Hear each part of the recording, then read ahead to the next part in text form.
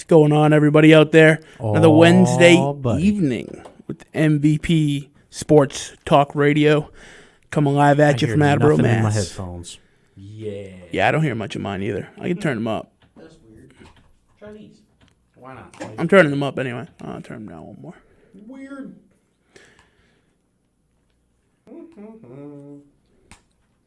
Stand by. Oh, right, left, there we go. Boom. Is that better? That's much better. All right. Yeah. Now that we got that squared away, Yeah, buddy. your car alarm's going off. My alarm's going off? Yes, sir. Why my alarm? Come on, man. Yeah. As long as no one's stealing it. Or do you want it stolen? Not really. No. All right. And with that, That was weird. bringing on Drew. Drew, how are you, weird. sir? Gentlemen. Good What's happening? Oh, look who it is. Great to hear. Look who decided to What's happening, show boy? up. Yeah, buddy. Goody time. So, Are we diving in? Are we diving right in? yeah, what we want to dive into. I want to dive in real quick. Can I dive in real Yeah, quick dive in. and just say how absolutely sick I am about Tennessee's performance on Saturday in the second half, especially. At first, I thought you were going to talk about the Titans. I'm like, what? No. My Tennessee Vols, boy. My Tennessee Vols. No, that's a tough one. Did That's we a all tough watch one. the game? Did We y'all watch did, the game? Yes, I did. Y'all follow along? I actually was gonna put, and thank God I didn't. Was gonna put money on Tennessee at the half, and then it wouldn't let me put it in, and the game disappeared, so I didn't. I was mad. Very thankful I didn't. I was incredibly mad. We had such a nice little game plan. They gave us a gift on the very first drive with the terrible snap and the defensive touchdown. Like, they gave us a nice gift. We were capitalizing on their mistakes. We looked great. JG looked awesome. Good old Garantano was looking good. Offense was moving. The defense was stepping up. And then all of a sudden the second half starts and we just drop an egg. Like, Yeah, I don't understand literally. what in the world. I'm trying so hard You had not to two cuss separate right now. teams. How in the world? What happened at halftime? What happened? I don't I know. want to know. You had two separate teams. You had a first half team and a second half team. The second half team is the type of team that goes 0-1,000,000. Georgia sucks, man. They're awful. They are not a number 3 team in this country. No. Bama's going to blow them. Oh, Saban just got COVID. Yeah, I'd say, speaking of that, Nick Saban just tested positive for COVID, so I I don't don't- even know if this game's going to happen. I don't know. Look, I think his staff can handle the game just fine. The game is at Bama. Yep. Georgia's going to get blown out. I'm calling a blowout. Yeah. Bama's defense is very, very questionable, though. And that's the first time I've ever had to say it in like a decade. Their Your own- defense is terrible. Your only worry is what happens test-wise going forth. Mm-hmm. And it's weird, too, because now it seems like the NFL is kind of getting out of a COVID outbreak a little, and now maybe the NCAA is going to hop on into it. I don't know. But the amount of fans they pack in there, we can hope that it doesn't get too crazy. That's for sure. Mm-hmm. Well, they'll pack in like 25,000 fans in there. No big deal. Like, not terribly, but Bama's offense is really good. Mac Jones is legit quarterback. Yeah. Probably a Heisman candidate right now. He's playing out of his mind. Defensively, they look a little rough. Offensively, Their they're running great. backs, they're going to put up a lot of points, man. They gave up, I think, 42. I want to check the over for Did that they give game. up 42 or Yeah, 45 it's, to Ole Miss? 40, I think it was 40. They gave up a lot of points to Ole I want Miss. to say 42. I thought they won. What, And 54, Georgia's 42? offense is not that good, man. They're really. I was not impressed by Georgia at all. I check on the Saturday. over-under on that at game. all. Drew, what do you think about my Vols, man? Were you as I'll mad tell as you I what. was? I was enjoying a nice game. The Vols were looking good. They were playing some solid D. The offense looked like it was clicking. And then it was like the second half, I feel like I dialed the clock back to like 20 years ago. What the heck happened to the offense? It was nothing. It was stagnant. They couldn't complete a pass. It looked like receivers were running in the wrong direction. The offensive line wasn't blocking anybody. It was just a nightmare. And then on defense, we know what happened. You know, they just couldn't stop the other guys. So, man, I'll tell you, I really like their chances in the division this year. But if they can't figure out how to score some points, they're going to have a tough time. They can't count on that defense to score for them. So they got to put up points on the offense, and they got to figure out how to click on that side of the ball. So we'll see what happens. But I like them, man. I like them. They're a fun team to watch, except for that second half the other day. It was a little difficult to swallow. Garantano really kind of plumped an egg there in the second half. Two fumbles lost. I think he had 3 straight turnovers on 3 possessions with a pick and 2 fumbles, and he lost both of them. Just so I can get in here real quick. I don't want to change subjects, but I'm kind of going to a little. Just because, I mean, we're all gamblers here. This seems kind of like a gimme. Maybe I'm just dead wrong, and I just cleared it out on accident. Okay. But so the over-under is 56. For the Bama Georgia game, go over. You need to go over. And the money line, I got to go back to it, I accidentally cleared the bet. Yeah. But the money line is like, I think, minus 180 for Bama. That's it? That's it. That seems reasonable. That's actually like a good favorable odds. If you took Bama with the over and bet $50, you'd cash out 98 plus your 50 back. So you're talking, 148 total cash out. That's not bad. Not bad at all. I think we have to take that bet, boys. I mean, I think it in. Lock it in. I think that's your lock of the week. I think tomorrow I'm gonna go to Rhode Island, and hopefully the odds are still the same, and I'm gonna lock that in $50 just for those two. What if the odds? Could the odds change knowing that Saban has COVID now?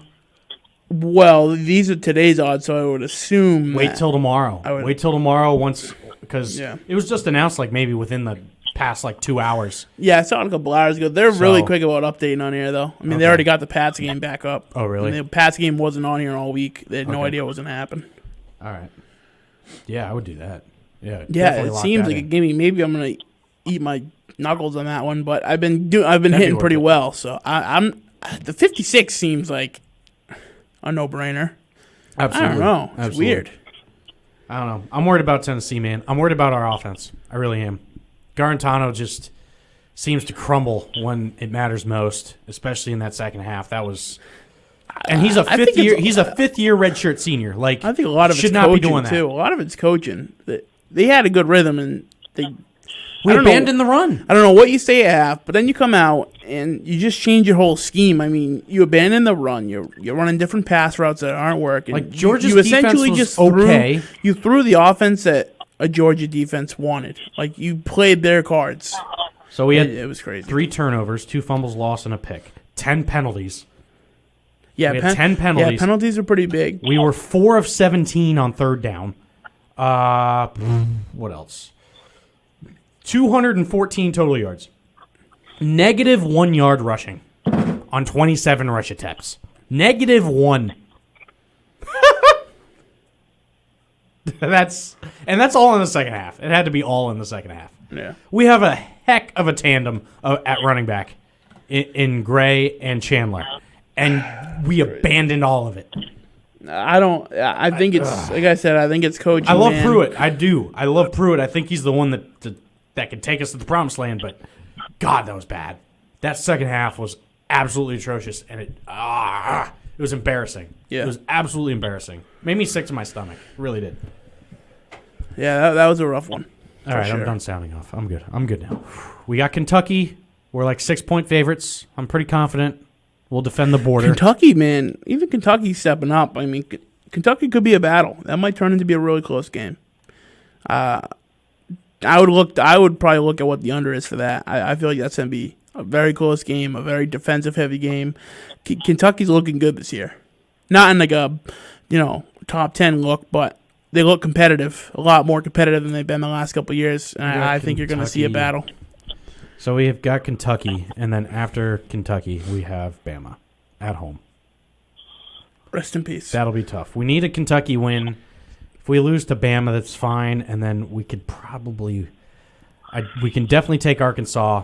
Texas A&M kind of scares me, but we're at home, and I think we match up good against them. Yeah, I mean Texas A&M too is the type to lose a game like that. If we can afford a loss against Bama, and if we win out our 2 toughest games before Florida is Texas A&M and Auburn back to back, and then Vandy. I'm not worried about Vandy. And then the last game of the season, we're at home against Florida. Florida will be tough. Florida's too. offense is tough. Yeah, they look. You're gonna really have good. you got a rough road ahead if they don't fix some kinks. They choked against Vandy this past week. They're gonna struggle against 90% of those teams if they don't get it together. If you want to have a chance at winning the SEC East, you need to your loss against Bama. You really only have your Bama loss. You got to win out. Yeah, you got to win out. You really have one loss to give.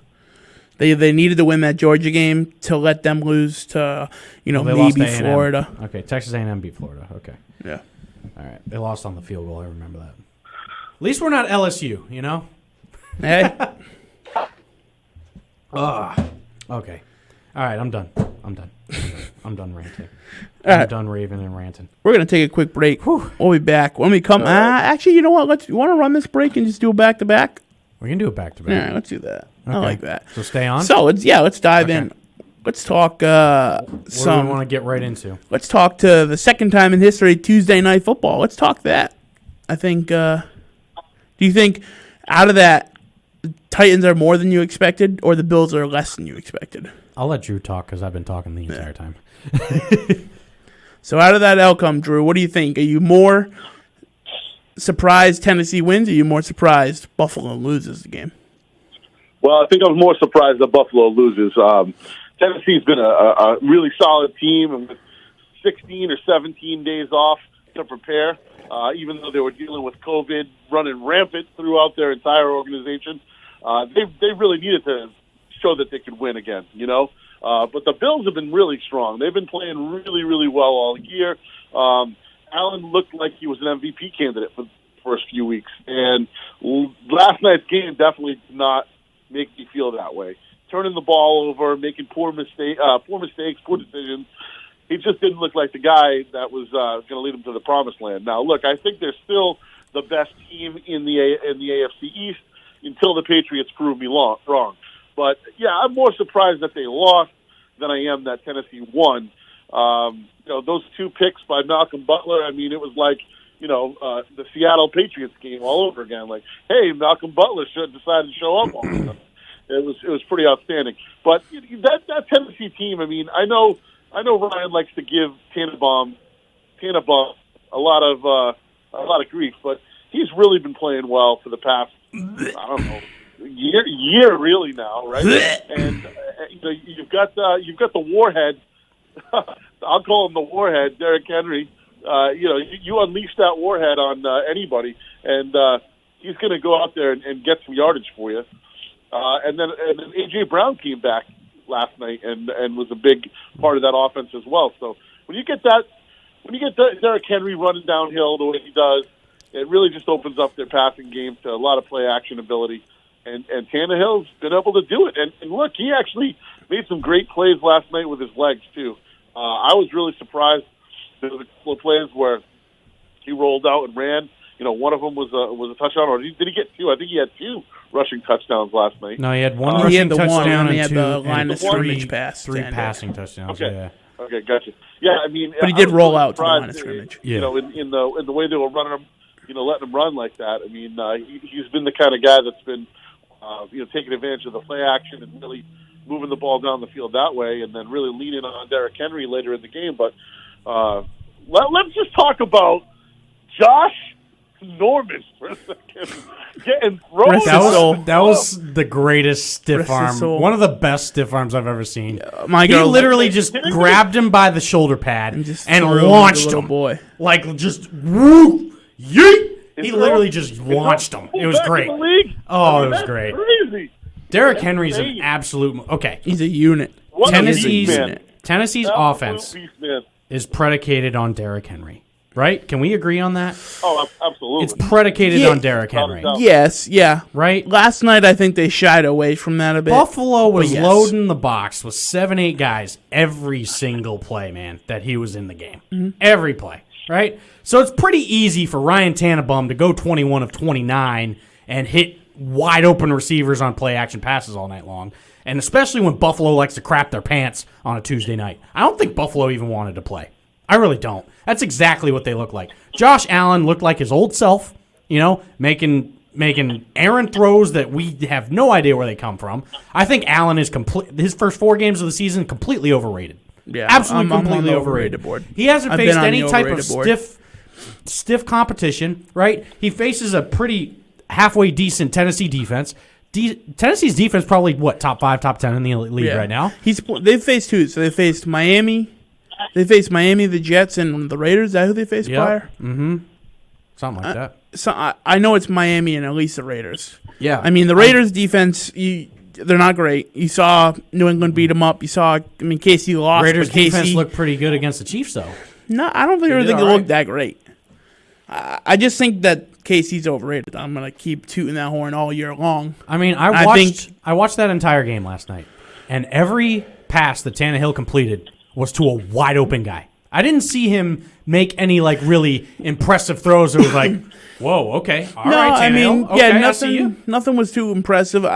To me, Tannehill is a great game manager. He's a good game manager. That's about it. To me, he's a reliable Matt Ryan. That's what I compare him to. I think Matt Ryan. I don't even put him in that class. I think Matt Ryan's very up and down. People that have him on fantasy probably hated starting him last week with 4 points. I think maybe Drew started him against me. I don't remember now.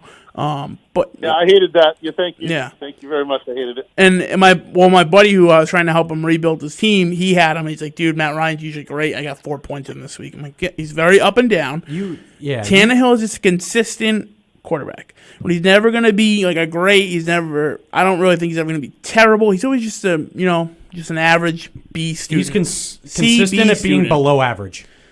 I would think he's average. I think he's a C+, B-. He's in the bottom third. We name off every starting quarterback for 32 teams right now. He's in that bottom third. I think he's in the bottom third. I don't know. There's some crap boxes out there. I mean, we could go through it. I'd be down to go through it. But I do want to get this double break out of the way. Do the double break. We're going to do the double break real quick. Oh, we'll come right back, and we're going to dive straight back into NFL. Rob Hyde's in here. Okay, let's talk about how bad the Bruins offseason's been. I got to get this break out. Yeah, hit the break. We'll be back. Stick around, Rob. Ryan's going to roast you. Yeah. Well, no, he's going to roast the Bruins. We'll roast the Bruins, yeah. We'll be back.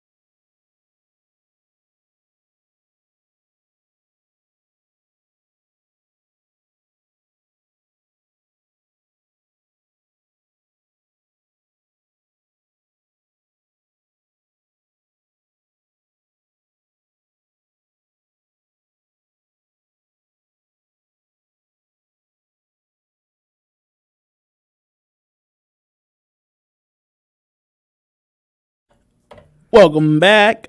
Welcome back. Got Drew on the Old phone. Fleetwood, baby. Little Fleetwood Gentlemen. going. Keeping with the hype. So yeah, diving back right into Tuesday Night Football, man. You know, I expected a good loss like that with the Bills. I honestly expected it to come with New England. I thought we were gonna take both games with them.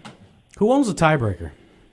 Well, now? if Because Buffalo's losing next week to Kansas City. I can almost book it. Book it. yeah, so if we took a dead 1-1 with them, Are they playing Monday? They're playing Monday, aren't they? Buffalo, Kansas City. They're playing Monday. well, I think we take 2 games against them. And it's in Kansas City. They got a big slice of humble pie, and look, Tennessee's a great team that knows how to read the book. They have great coaching, and I stand behind that. I think 90% of what Tennessee does is coaching. I'll agree with that. All right, I'll agree with that. It takes a lot to have 16 days of zero practice with a team, and to come in and be prepared for a team like the Bills. Their guys aren't like super talented either. No, they are. Derrick Henry's an absolute Yeah. bull. I get that. Yeah, but then you have an average quarterback. You got average receivers. AJ you got, Brown's like kind of coming into his own. He's okay. Malcolm Butler fell down. the Jonnu bracket. Smith is the pickup of the year for me in fantasy football. That man is a tank. Yeah. I love him. He's like DK Metcalf yoked. Yeah. This man is a force. Yeah, he's a unit. All right, and that defense, like again, that Tennessee defense isn't like super talented. Nah, Like, that team is an 8-8 team. Yeah, I think like, coaching puts Byard's them a to solid 9-6, safety who's 10 been there for a 10-6. while. And he's pretty much the catalyst of that defense back there in the secondary. Malcolm Butler's playing a lot better than he did the first 2 seasons in Tennessee. Like he's kind of coming into his own a little bit. He had pretty good coverage last night. And their front seven isn't filled with a bunch of big name talented guys. that Nah, you and they see. got a lot of banged up linemen too. But they do 2 their guys job. down. Vrabel is a great game planner. Back and forth. Like he doesn't come from a Belichick coaching tree, but he played with him long enough. So He was a big guy within the team. I think enough to know one-on-one with Belichick. I absolutely how it works. 100% agree. Without that coaching, that team is abysmal. Yeah. So Look, But again- just the way they beat up Baltimore last year, that kind of surprised Mm-hmm. everyone. I think that it shouldn't surprise you that they're the team that's going to beat the hyped-up team. They just really played the scheme well. They read Buffalo really well. To hold them to 16 is a feat on its own, win or lose a game. So, I think overall they just had a lot of control of the ball. Obviously, Derrick Henry helped them. But overall, man, they knew how to lay the field, right? So they had a lot of guys running slots against big, bulky linebackers, and they tore it up. I mean, you had tons of wide open passes that, pretty much any quarterback can make. That comes down to coaching. There was so many just offensive schemes they ran that just cut that Buffalo defense up. And realistically, I think that's a great opportunity to see before New England plays them. I think you're going to see a very similar offensive scheme come out of New England, and I think realistically, Vrabel and the Titans are going to help the Pats beat Buffalo. They got exposed pretty bad last night. I think New England exposed KC pretty bad to where John Gruden kind of figured out how to beat them. I think we set the tape on them. And they don't have a great defense, and they still held them. Any competitive defense, I think, can stop KC. I really think that. I've been boasting all year. I thought they were overhyped. And I'm not saying because they lost that they are, but I just think that it's about how you play an offense, right? And Andy Reid, he can adjust, but I don't think he's not the type to re-scheme a whole offense midseason. It's not going to happen. So I think you'll probably see them. I think they'll probably take 3 losses. I got to look at their schedule coming up, but I think you see them finish like a 13-3. still pretty solid. No, yeah, absolutely. I think I'm really excited for the Baltimore matchup for New England. I don't know. I could see them losing it, but I'm excited for it. I think it's a good test. That's another What's team. your answer for that offense, Nick? What's the Pats' offense answer? Defensive answer for that offense? What do they do? For what offense? For Tennessee? I think you That Ravens for offense. Ravens. Oh, You're gonna run a similar scheme you ran against KC. I think you need to take into account that Mark Ingram's Really? Yeah. Wait, you're going to run the KC scheme? not the same, KC's very not similar bad. scheme, very similar scheme. Yeah, I think I want I want to let Lamar throw the ball. I want to test my corners. I want to test J.C. Jackson in coverage. I want to test Gilmore. I want to test all those guys. I want to test McCourty. You know the only thing I don't want to force a run. The only thing that Jawan Bentley can have an impact on in that game is spying Lamar. Yeah. That's about it. I would spy Lamar with Jawan Bentley because Bentley can't do anything else. Yeah. So have Jawan Bentley in there to spy on him and just force him to throw the ball. Don't rush outside on the edges. Keep him in the center of the pocket. Yeah, same thing you did. Force him to beat you through the air you played with on Mahomes. deep routes. Force him to throw that ball. You jam up the receivers up close, and you try and make him beat you on intermediate to deep throws, and Lamar cannot beat you that way. The problem with most NFL teams, and the Chargers started this way when they played KC, they really were doing a good job at not forcing Mahomes to run. Then they got too confident in their blitz game and really pressured the run. And, I mean, Mahomes made him pay for it. You have to find a very fine line of how hard you want to rush them and how much you want to let them pass. Yeah, you absolutely have to rush, but it's going to be a very evenly balanced, mixture there of we're going to rush them so that they're not totally pocket comfortable, but we also don't want Lamar running 160 yards for the game. Right, and Mark Ingram looks like trash this year. So give him the ball all you want. I will take him coming down the pike any day of the week against the New England defense. I'm comfortable with it. I really don't think Mark Ingram's a threat this year. I don't know what he's doing this year, but if you've watched his games, he just hasn't looked like he did last year. You stick your pass rush up the middle. I want him to run the ball. Stick your pass rush up the middle. Don't get too far outside on the edges so you can contain Lamar, and you always take out one player on offense that Belichick likes to do. Take out Mark Andrews. Mark Andrews is your number one guy to take out, period. If Marquise Brown has a good night, so be it. Whatever. Yeah, you got to pick your man, Matt. It's much like basketball, not to cut you off, but you need to find your man of who's going to step up tonight, right? So if we lose, I want it to be this guy that's going to win them the game. After the game, I don't want it to be a stud. I mean, granted, it was against Cincinnati, but after the game that Mark Andrews had this past Sunday against him, Lamar goes to him a lot and looks at him a lot. 10, 12 targets a game. Take him out, and you Hollywood Brown, stick Gilmore on him, call it a day. I'm pretty confident that the Patriots can take that game. I think Seattle's was a much tougher test than Baltimore will be. Yeah, I'm kind of feeling that too. Although Baltimore defensively is still pretty solid, but I don't know. Lamar just doesn't look like he did last year. He really doesn't. Yeah, I don't know if it's that's a coaching standpoint for them, but I mean, no game they had really surprised me. I mean, a 31-17 win against the Washington football team. Yeah. For sake of being politically correct, right. The Washington football team, 31-17. To be honest, that's a score I see them beating this New England Patriots last year. Yeah. Right. I see them winning 31-17, 31-21 last year. Again, though, we have quite a few weeks till that game, so. Yeah. No, I mean they could step it up. I mean, 27-3 against Cincinnati. Like, I don't know. Maybe I'm just like overthinking it, but like you put up 38 against the Browns, and then come Cincinnati, you put up 27. It just seems like they're getting stagnant. Do you think the Pats make a run at Le'Veon, guys? So what I'm hearing is the Chiefs are going to take him. I heard that too. I know Why though? Why do the Chiefs need him? I don't think that maybe they don't need. I think they want to go with a more Pat scheme offense, or you need a backer that can catch better. Hilaire doesn't look too bad catching, but like if you look at like a stat breakdown, they really don't target him. I don't know if they're not comfortable doing it or why, but they need diversity in the backfield to where you're going to be hesitant for a screen pass. Right now, a screen pass is going to a receiver or sometimes Kelsey, but when you had a backer in the backfield, they're never worried about it being a screen. Right. They ran it like 2 or 3 times against New England, I think.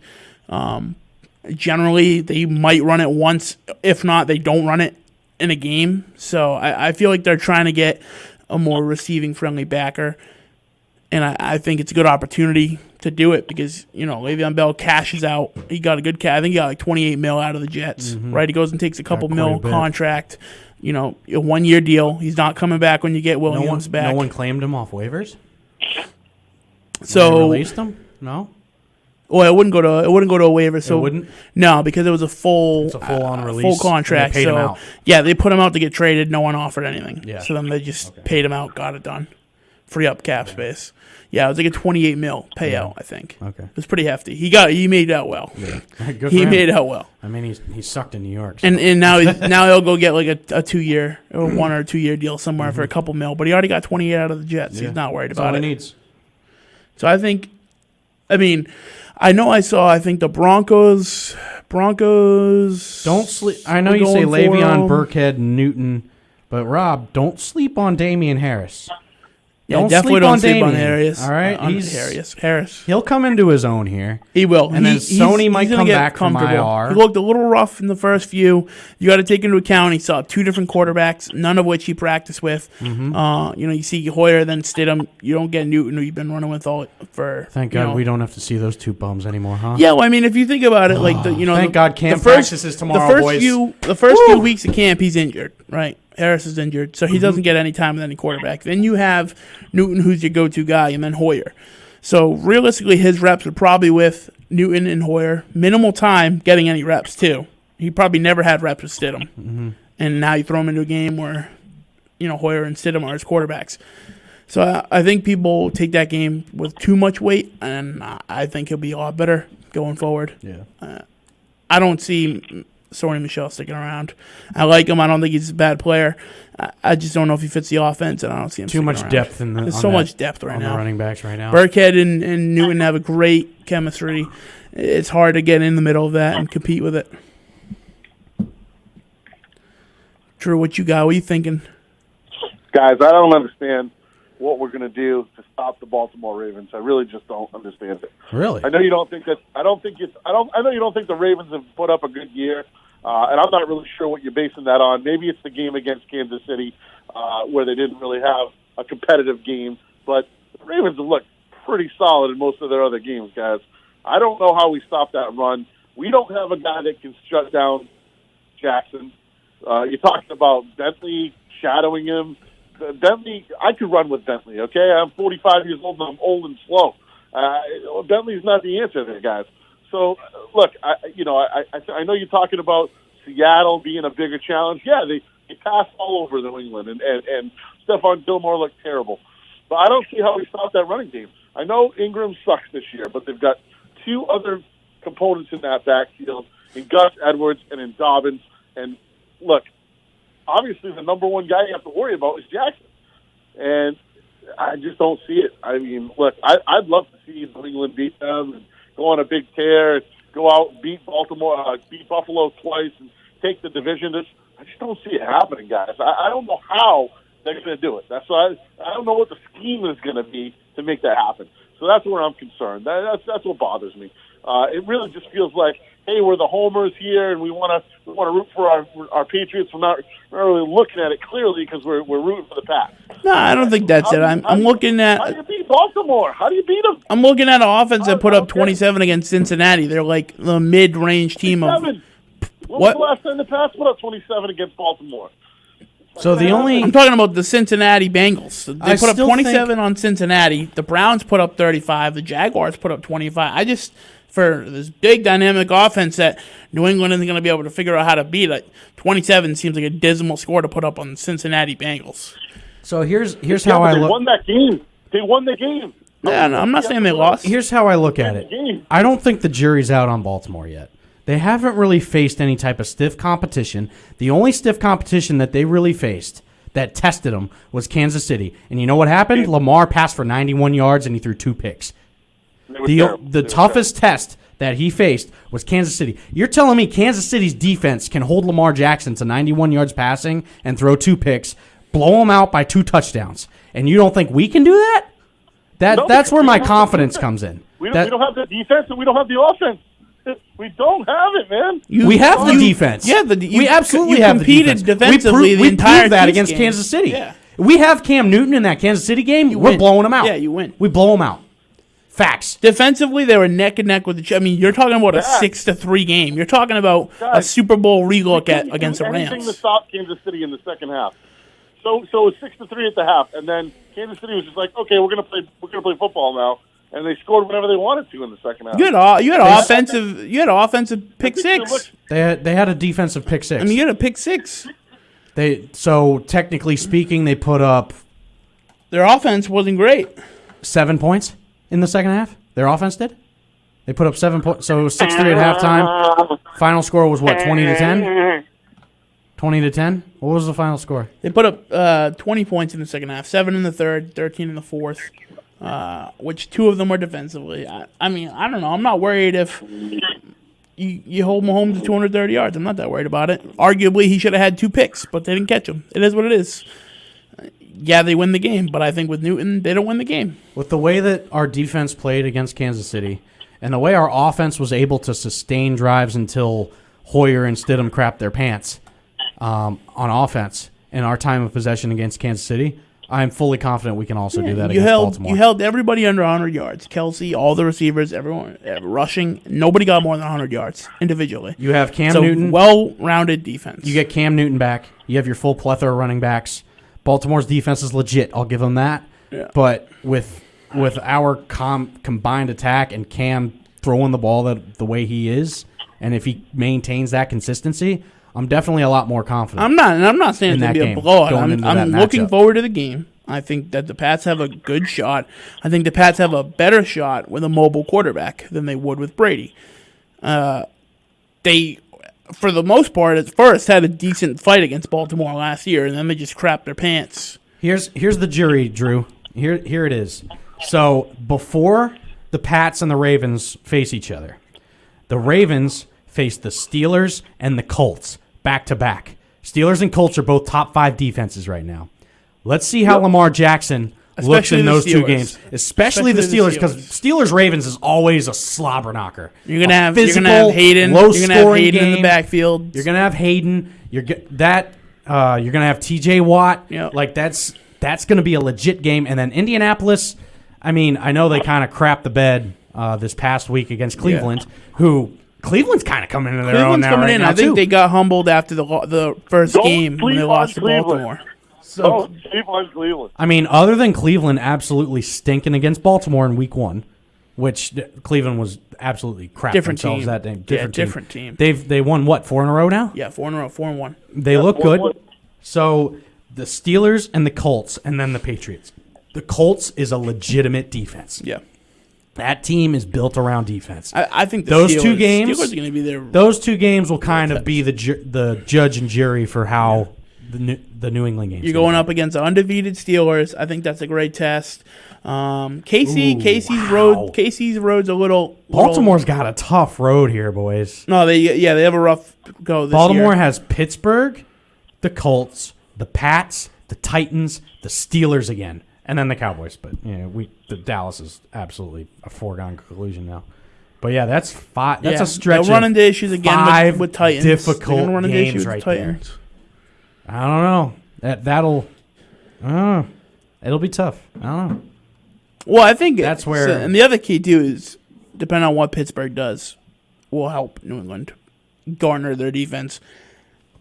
I'm excited. I think the best thing that came out of not having Newton playing the Chiefs is that so much stuff they didn't show going forward. I'm excited about. Like I said it last week or the week before. I was like, I know we're going into this game and I'm expecting us to lose. But Jesus, Kansas City just handed you that game, and Hoyer just crapped himself. Like, and Stidham wasn't any better. But geez, at least now you got us talking about it. Like, I'm still mad. Yeah, I'm still mad about it. At least we had a nice bye week. Everyone's getting healthy. Newton's practicing tomorrow. I'm optimistic. Like I said, I don't think they're going to blow Baltimore out. I don't even know if they win the game. I'm looking forward to the game. I think it's going to be another showdown. I'm excited for it. I don't think it'll be a blowout either way. On a side note, I think the Chiefs have a pretty easy schedule, so maybe with 3 losses I was overshooting there. I don't know. We'll see. I mean, I don't know. Maybe the Bucs figure it out and beat them. I feel like they might lose the final game to the Chargers. I feel like the Chargers put up a good fight the first time around. I think you're going to have a better Chargers team towards the end of the year. You might have Eckler back by then. Probably will have Eckler back by then. So I think he'll have a couple stellar You still trying to trade me Eckler, Drew? Here's the thing. Eckler's on the IR, baby. I know he's out. He'll be coming back in about 3 weeks. I could use him for a playoff push. And he was Just already, saying. and he was already part of a trade. I don't know if you missed it, but okay. He went part of another trade 2 weeks ago. Drew's a trade monster. Never mind.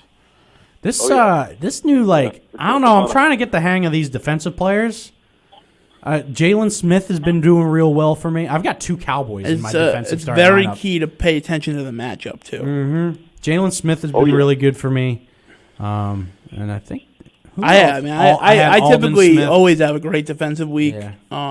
And I don't take the top guy. I do very heavy scouting the year before or going into the year. I scouted defense heavy this year, and I'm glad I did because it does pay off. It's the games I've won has been a defensive push each and every game. Yeah. So now, I went from 10th place to 5th place in 2 weeks, mostly a defensive push.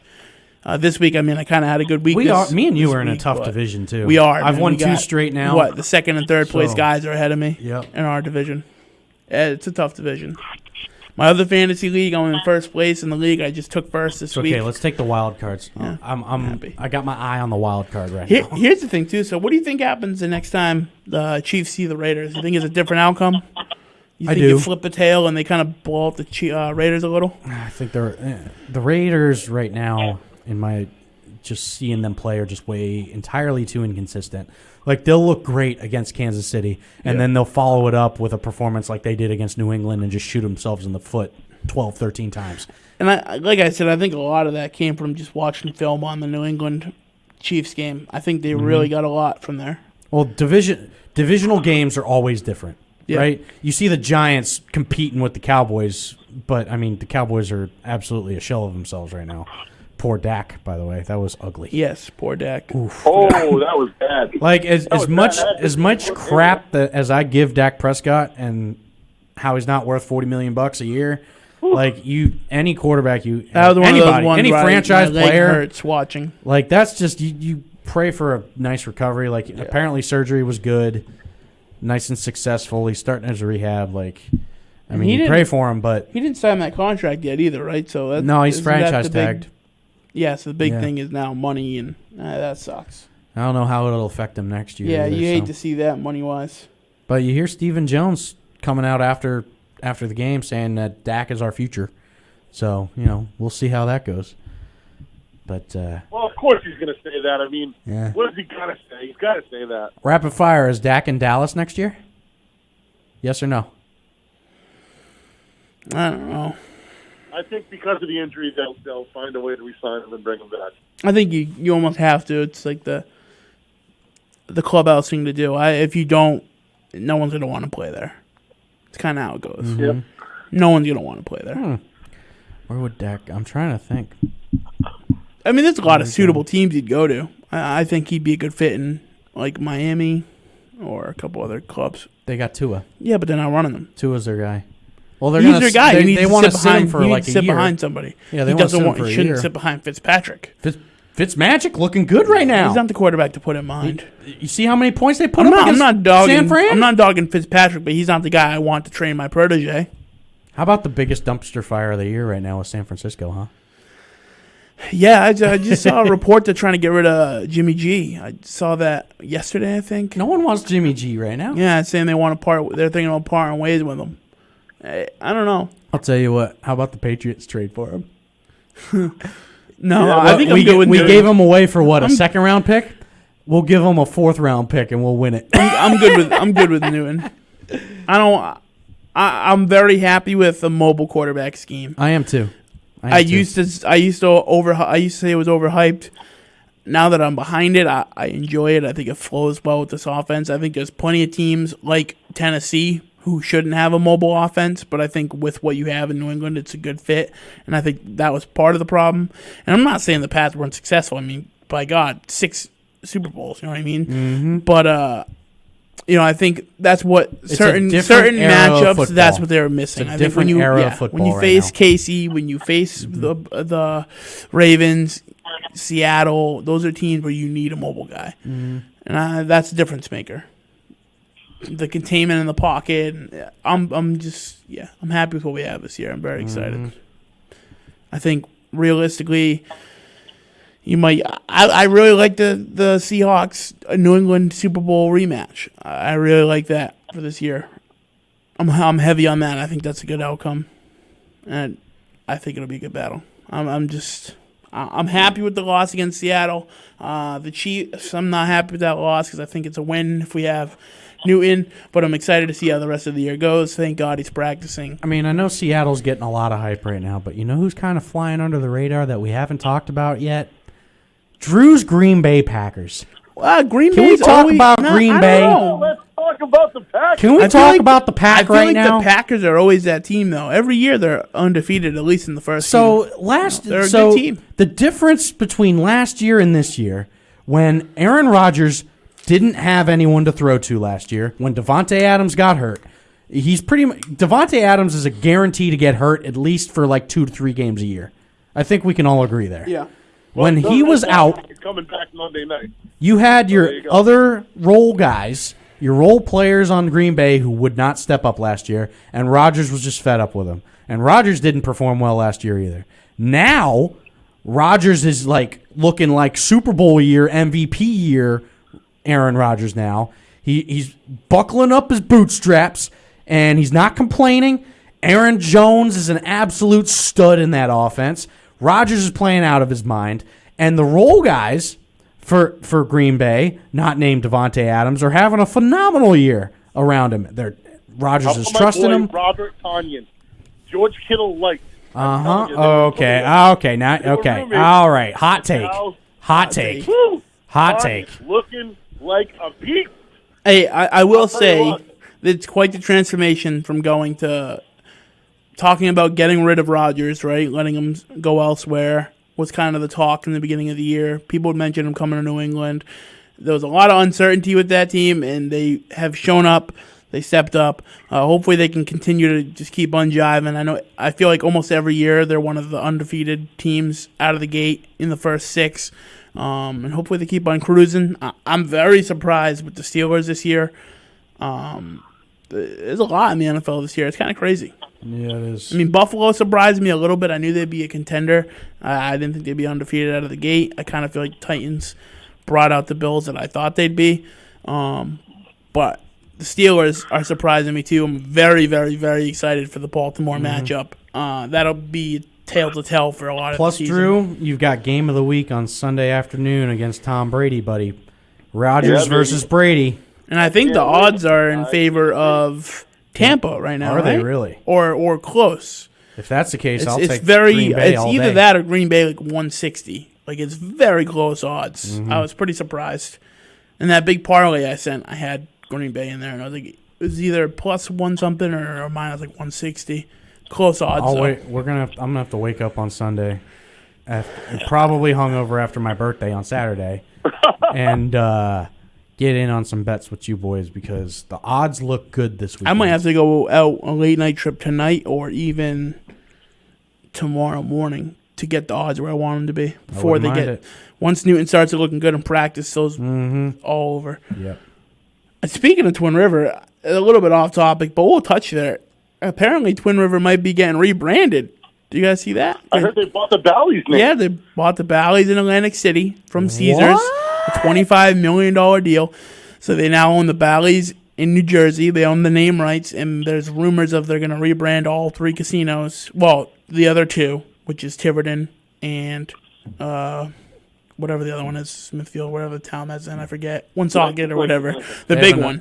Twin River. Yeah, whatever town that one's in. Yeah, it's in Lincoln. Oh, Lincoln, yeah. Yeah. I forget what town it's in. I just know how to get there by So head. it's not going to be called Twin River anymore, is what you're Supposedly saying. they're going to rebrand it to Bally's, Bally. baby. Yeah, Oh, Bally's. the Bally's. Crazy. Supposedly. Little Bally's, huh? Maybe they'll keep it. It seems weird to go to the Twin River. It's that hometown vibe. I but think we need an MVP sports talk trip to Atlantic City, boys. I'm kind of down for feeling that. that. Oh. I'm kind of I'm down for feeling it. Now Atlantic you're City. talking Weren't we about supposed to do that? The MVP something. Boys Weekend in Atlantic City. I'm down No, for what that. we were supposed to do is go to New York for the Jets-Pats game on Monday night. I think you need to wake up last from year. being hungover, and we all need to go to that spot I went to last week and watch the games there. Oh, what's it? Parker's Pub. Parker's Pub? Yeah. Oh, Parker's. Fat Kids Approved. Amazing. Follow us on Facebook. Man, Fat Kids approved. Approved all day, baby. Yeah, Fat Kids Definitely Approved on awesome. Facebook. That's all of us. Yeah, man. It was good. Very good. I'm down to go to there for the Very games. Why good. not? Very, very good. That's a fat kid type food place. Mm-hmm. And I was explaining to my girl at first because she was like, "Oh, what's the difference?" Their shaved steak is shaved ribeye, Yeah. Oh, my God. shaved ribeye with queso, with their house queso, and their queso's good. I thought you were trying to eat healthier, Nick. Yeah, well, I mean, like I'm gonna have that one day a week. I think it's gonna be Parker's Pub. Oh God. Nah, I've been eating healthier. I cut out all sodas good. and they're all like heavy sugar items. One day a week. One I day thi- a week. I think you get it'll a be one cheat day a week, and it'll be like chicken wings. And I used to something have else. one day a month. So good for you. Yeah, I think one day a week, and then I'll I'll phase take out that. to one every 2 weeks, and then we'll go. Yeah, we gotta start slow. Baby steps. Baby steps. Baby steps. But man, I'll tell you that street corn is some of the Yeah. best street corn I've had, and I don't know what they do to that corn, man, but it was like it didn't even fight to get off the cob. I It went was to perfection. I went to Boneyard for the Tennessee Georgia game, and they were packed. Like they were like they weren't packed, but they were slammed. Yeah. And they only had like one girl at the bartending, and then they had another girl that stepped in later on. Mm-hmm. Like people were being so mean to her, man. I felt bad. Yeah, it's You tough know, there. and- Yeah. I mean, she actually like catered to me because I was actually really nice to her. So Yeah, You it's know, so that was tough kinda there nice, sometimes. but You get a rude crowd you there. gotta understand. You gotta understand like the situation they're in. Like well, it's that's a why I was pandemic. cool with Parker's, man. They were slammed. Inside, outside, tons of bikers were there, like outside Yeah. chilling, and like our server was slammed. They actually put us on the right side. They had no table set up. Like, they had like a Yeah. table over there. So we'll put you over there if you, Right. you don't mind. I'm like, I'm cool with that. I just want to eat. So we sat over there, and like the manager came out and like took our order, which was cool. She was super sweet. And that was like the difference maker. It was like, you know, they were struggling, but like the manager came out, was in there, putting in food, running food, like in the trenches. I was happy with it. Great service. Fantastic food. I've been wanting to go back all week already. I'm trying to get somebody to go to Boneyard with me tonight. I want to go back. Well, with that, we got to get this top of the hour Yeah. break out of the way. So, Do it up. stick around. Call in 508-222-1320. We got an open line, folks. MVP Sports. We'll be back.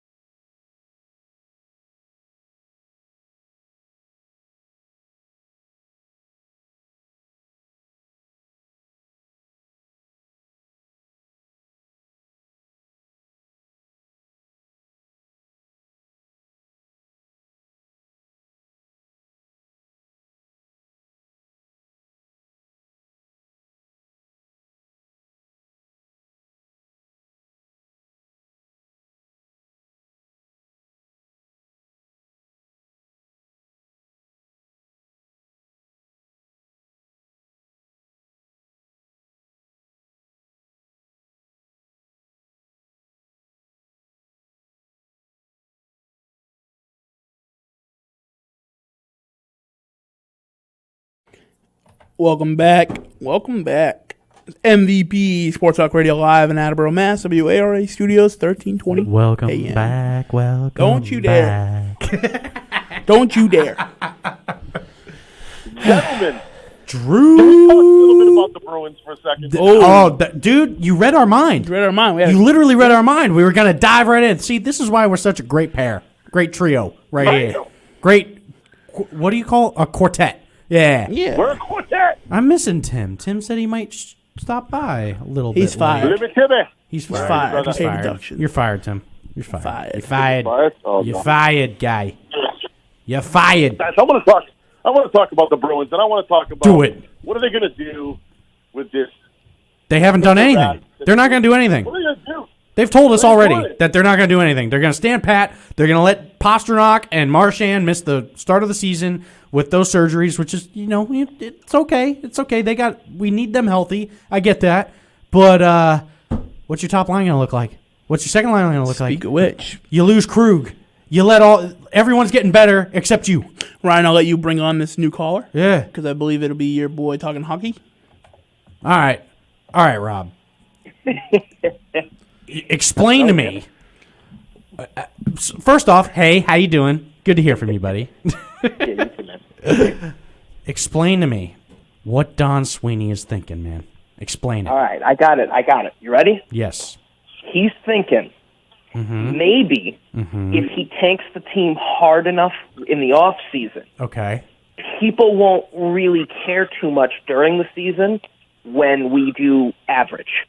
And then you can kind of get away with, okay, my hands are tied behind my back because I didn't do anything during the off season, but maybe the regular season will be good. Maybe everybody will overlook the fact that we let go a top 6 defenseman in the league and only re-signed a defenseman that hasn't played in 2 years. And then I know you guys really wanted me to address that Krejci issue, but how about a winger for Charlie Coyle on the third line instead? Yeah, think here's that's, Craig Smith, guys. There you go. And he played I on mean, the... don't get me wrong, 20 goals per game, or 20 goals per season, decent player, but not the issues we needed to address. Not at all. I feel like all you did is you came into the offseason with a bunch of holes, you got new ones when Krug left, and you didn't really fix any. And then you're kind of doing the whole Claude Julien thing in his second to last year of his, the same season that we let go of Claude Julien. The off season right before we did, you had a bunch of issues you didn't address. The team played poorly, and then you were like, "Oh, it's Claude's fault. Fire him." And it's like, was it? And then I think, what was that? 2 years later or a year later, we got rid of what the hell's his name? Who's the GM? Oh, yeah. Oh, Chiarelli. Yeah, sure. Charlie. Yeah. Yeah, and then you have all this coming on top, and like I said in our chat today, I mean, you got Pasta out for 5 months, Marchand out for 4 months on the injury report coming out today. What's the word? When's the season starting? Do we have word on that? Possibly January 1. Yeah, Okay. they're thinking January, so they don't expect either of them to start. They're Right. both So they'll probably miss on the the first on the month. lines they projected today. They weren't starting They might miss the first month or two of the Yeah. season. That's for a rough. team that usually starts hot, gets cold, goes back. You know what I mean? That's tough. You know what really kind of proved to I me? disagree. What? You think that's I better? disagree. I don't know. I don't think we've ever started hot. I think every year we come out of the gate and we play. We started you know, hot. I know we This year before the usually- pandemic, we started This year hot. we were hot. Well, yeah, this year, but even considering the word starting hot, did we really? Because wasn't there a whole goaltender turmoil in the first, 10, 20 games of the season before we were like, okay, Rask is your guy. Well, I again? mean, we were stringing together a lot of wins, and we were losing. We were losing a lot in overtime and Yeah. shootouts. We were losing. Yeah, a I mean, ton. like as a team effort, I think more offensively they usually and start pretty Tampa hot. had one of the slowest starts I've ever seen. Yeah.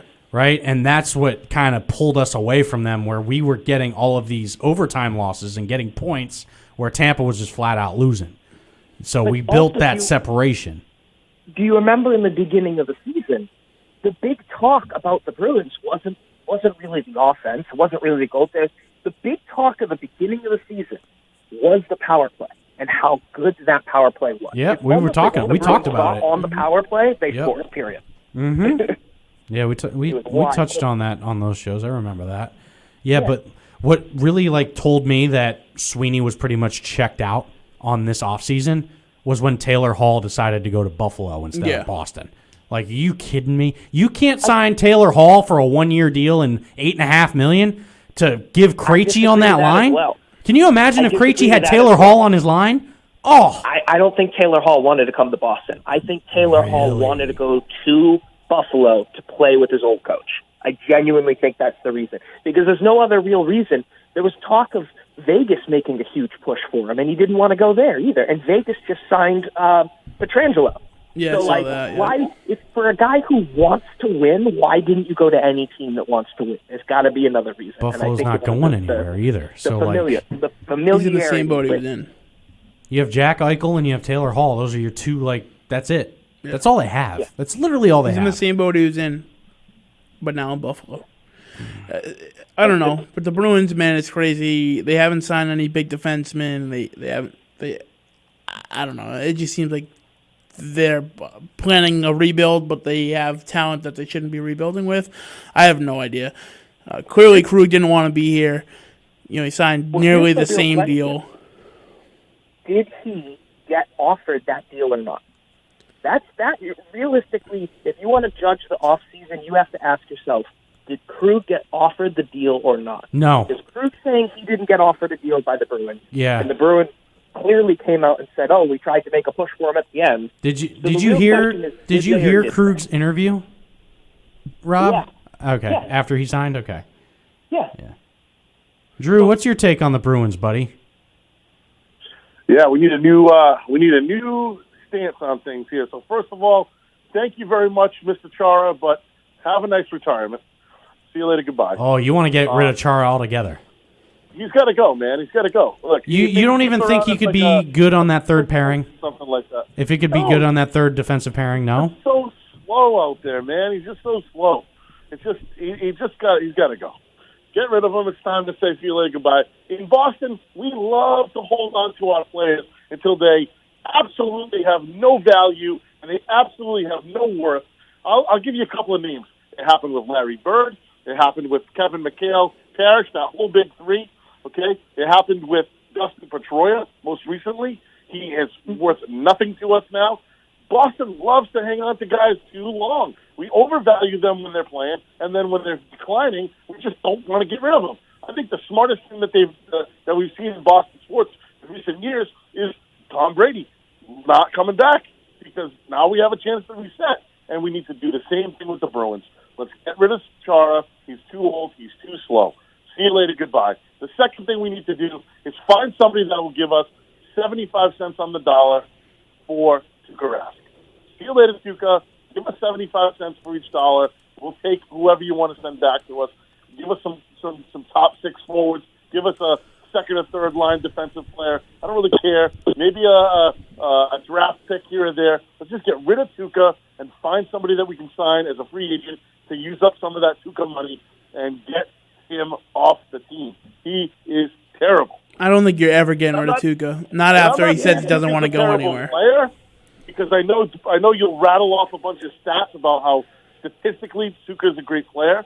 I just don't think Tuukka has the fortitude, the mental constitution to be a leader on this team, and that's what we're looking for when we're paying a guy that kind of money to be your goaltender. So just see ya. And the Torrey Krug thing, see ya. I'm so happy that they just didn't want to spend the money and didn't want to give him the extra years and said 6.5. "See ya, Torrey Krug." I would have signed Krug at The 6.5 a year. length was a little God. worrisome for the small years. defenseman, but See ya. You're not going to be worth it. 2 years, you're worth it. After that, you're not worth it. See ya. I could Don't see giving sign him guys 4, that but give not him what he a long got. contract. What did he get, 6? He got 6 years, right? He's 27. I think he's Look, 27. I think we bring up some of the youth, some of the guys that were playing down on the farm, and give them a chance. Give them a chance to come in and shine. I think there's a couple of names that are slipping my mind right now that are going to be available for goalies. You bring him in here, and you split time with your guy with Halak. And you split time with him, and maybe they each play 40 games or 50 and 30, however you want to do it, and you get a guy that's hot like the Blues did a couple of years ago, and you go on a run, and that's how you win in this playoffs. They need some speed, and they need to find some physicality. And I don't know who that is, but I know it's out there. And Don Sweeney is the guy that's getting paid a lot of money. He needs to go out there and figure out who it is. So I actually had a pretty good off-season idea that didn't fall through at all. But you trade Rask for a first-round pick to somebody like Colorado or somebody who needs that goaltending, who just their goaltending just isn't quite there. You trade Rask there, get a draft pick. Use that draft pick to go out and get Oliver Ekman-Larsson, 27 years old, proven veteran captain defenseman. That's your replacement for Chara. And then you can use, if you wanted to, you could throw, some kicker in for Torrey Krug, because clearly Krug was on his way out. You trade away the rights, get a fourth-round pick, and try to bring in, something off the Krug. Didn't Ekman-Larsson already get signed by somebody? No, he gave him a Friday deadline. He either wanted to go to the Bruins or the Canucks, and nobody traded. So he's like, I'm just staying here in Arizona. Okay, so he's still staying pat in Arizona. Right. And then once you've done that, once you've brought in Oliver Ekman-Larsson, that opens up, in my opinion, a lot more room for, they keep saying how talented Vader is in Providence as a goaltender. They said even when they were talking about, how Binnington played with Providence, before he was over with the Blues, they kept bringing up how good both goaltenders were in in the Stanley Cup Finals last year, and yet here we still haven't really introduced Vader to any NHL play except for a blowout bubble game against the eventual Stanley Cup winning team. I feel like you sign Halak for, a 2-year deal, let Vader shallow Halak for 2 years, and now you've got your new starting goaltender, you've got young, top-tier defensemen, and you have picks in your system for, eventually replacing some of the folks. So, but again, never played out. Yeah, I just rob the GM. Let's go. I don't see that. it sounds good, but you're not going to get anything for Tuukka. You definitely don't get a first round. He says he doesn't want to go anywhere else, so no one's going to take him. So two names that really stood out to me that are still free agents that Don Sweeney still has a chance at redemption. Right, Mike Hoffman from Florida, who's a solid second, third line guy, and then you have what's his name, the defenseman from Carolina, Rob. Holla? No. Vatanen, Sammy Vatanen. My issue with Hoffman is Riley Smith 2.0. That's my issue with. Really? You think so? With Hoffman. I don't know. I feel like he would pair well with that Coyle line. I really do. He might. But, granted, the whole Riley Smith era was under Claude Julien, who Claude Julien has a history of not being able to help young players perform. Or develop them at all, yeah. Exactly. Case in point, Riley Smith, Tyler Seguin, just off the top of my head, those two young players performed poorly in Boston as soon as they went to another team. Flourish. Yep. And I'm sure there's more on that list, but those are just the first two that come to mind. So, I don't know. I'm nervous about bringing in somebody who is a second, third line guy, because I feel like we have way too many of those. We have way too many second and third line guys. That's why we have the scoring depth issue that we have. You have Pasternak, Marchand, Bergeron as a first line, and then you have Krejci, and then question marks everywhere else. You think? What about Granlund? You think Granlund has enough skill to fit in on that second line with Krejci? I feel like Krejci is a setup guy. Granlund isn't a natural goal scorer. He's kind of also a setup guy. So you need someone that's more of a goal scorer on the wing with Krejci. Look at who flourished next to Krejci. Lucic, Horton, Jerome McGinley, big bodies, big goal-scoring bodies. Players that aren't afraid to get down into the nitty-gritty, pass the puck to Krejci, where Krejci can work his magic and send it wherever he needs to for the goal to go in. Mm-hmm. those are the players that work well with Krejci. You keep giving these, that's why Jake DeBrusk works so well on that line. He's that big body. I'll go down there. I'll get you the puck. But now Krejci has it, and he's got nowhere to throw it. Every other person you've put on that line has done. I don't know if I'm convinced on DeBrusk either. I like DeBrusk. I think you're spot on with that because, look at Lucic after he left Boston. Krejci made Lucic who he was. That's bottom line. Yeah. Yeah, I feel like all we do is grab, like you said, I feel like all we're doing is grabbing second, third line guys. There's not enough talent. If you want any more evidence, just look how well the line works when you bring Pasternak down there and play him next to Krejci. Yeah. How well was that line working when Bergeron was down with an injury? Krejci was on fire playing with Pasternak, and it wasn't Marchand on that line. I'm pretty sure it was DeBrusk on that line. It was DeBrusk. DeBrusk has a left-handed shot, DeBrusk had a good – that was one of his best years. Yeah, and he had 24, I think, that year. To put a natural goal scorer on that line. And until you do, you're going to keep having problems. They really tried to do it with Kasha. Injuries and inexperience with the team, I think, really hurt him. Maybe we see something a little different this year now that he's going to have a full season with them. But you still have to ask, is injuries a problem?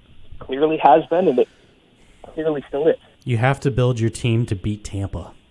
That's the bottom line. Mm-hmm. Everything in the East is going through Tampa. Period. I don't think you beat it.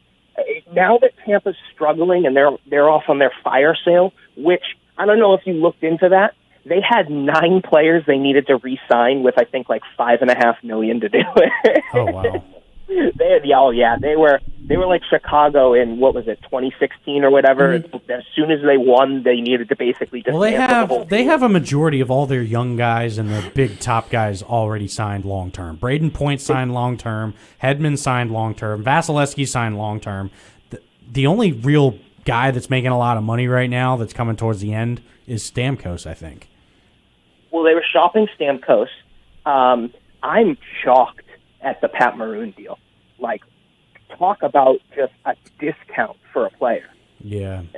He went there to win another championship is exactly what he did. Absolutely. And that the contract shows it. Yep. I can't remember. Did Shattenkirk go somewhere? Or is he still in limbo there? I think he's still there. I just think he's still in limbo. I think so. Yeah, I don't know. The problem with the Bruins too is they hang on to guys just scared to shake anything up, and it's almost like as if they had a dynasty, but they don't. Right? You had your cup, now you don't get jack. So what do you think? What are the chances Stamkos comes here? Can make that 0. move? No. Yeah, probably 0. Not within the division, right? If the cost was too high to get Oliver Ekman-Larsson, and the cost was too high to keep Torrey Krug, there's no way they're bringing in Stamkos with $7.5 million per year. I'd take that. Yeah, but what do you give up for it? Second line. What do you give up for it? Yeah, you stick him on the second line. Bergeron off the first line. You have Stamkos you have Stamkos play a wing. Call it a day. Play him with Krejci. Actually, I think he's better off in the circle. You're going to pay him $7.5 million and stick him on the second line. Yeah, you're not wrong. That line is going to produce like a wildfire, but that's a lot of money to stick on the second line. Or I feel like they have to do it to just offset defensive woes. I don't know. I feel like defensively they're never going to get there. They never have. They never will. And they need to have just heavy offense to offset the defense. Do we know for sure if we actually made a move or an offer for Ekman-Larsson? They did. They 100% did. And the basically come Thursday night, they were reporting that like it was Arizona was just asking for way too much. Yeah. They did not want to give Arizona what they were asking for. Even Vancouver, the price was too big for Vancouver. It sounds like they were asking for a first, a proven, and a prospect. And and not to mention the whole point of them doing this is they want to shed the cap hit. So that's he's I think $8.5 million or 8.3. So it's not a small hit to take. But he's clearly a proven defenseman. He is. Does well. And that is if you're talking about defensemen, he's basically Erik Karlsson without the scoring ability that he could possibly have on a team like the Bruins. Ekman Larson could be one of those guys that changes the face of your defense too, and could kind of help you compensate for your offensive woes when you go cold. Because if you have that solid defense, that playing in front of Tuukka, I think Tuukka will be much more comfortable in that net, for sure, with a trade like that. But I mean, ultimately, bottom line, you're going through Tampa. You're not going to do it this year. Not with what's happened already. Not with what you've let go. It's gonna be a tough year. Yeah, I see us having a tough year. I hate to cut you off, but we got to take a quick break. Rob, stick around. We're gonna get your final thoughts. Everyone, stick around. We'll be back. Don't go anywhere. How far over?